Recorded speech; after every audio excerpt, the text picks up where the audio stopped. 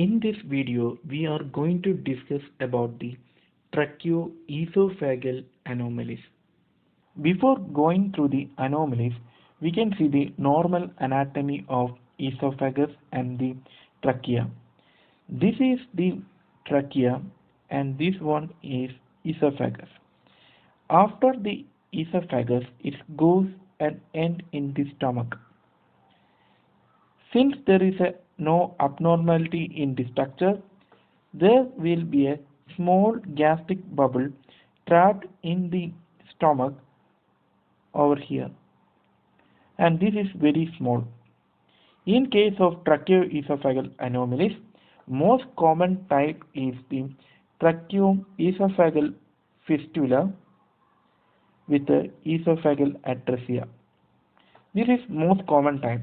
In this case, we can see a prominent gastric bubble over here. This tracheoesophageal fistula, it is most common and it is about the 85% of the anomalies. During the embryonic period, when it is present in the amniotic sac, the fetus cannot swallow the amniotic fluid through the esophagus because the esophagus is undergoing the atresia.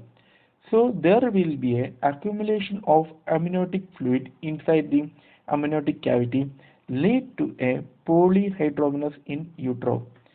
And the patient after the birth, when they feed some milk during the feeding time, they will undergo a drool and shock, even the vomit the first feeding food.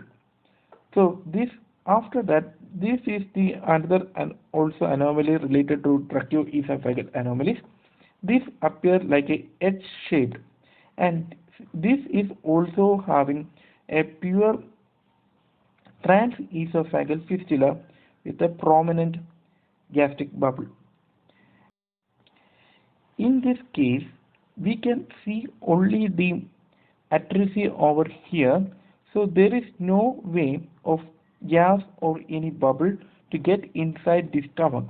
So it will say that it is a gasless stomach. We can do a clinical test to diagnose these anomalies. It is by the passing nasogastric tube into the stomach. If it is not passing into the stomach, we can consider the tracheoesophageal anomalies.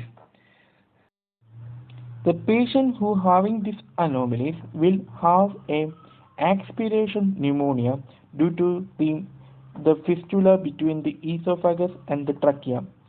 You have to also understand that there will be a cyanosis secondary to the laryngospasm to avoid reflex-related aspiration.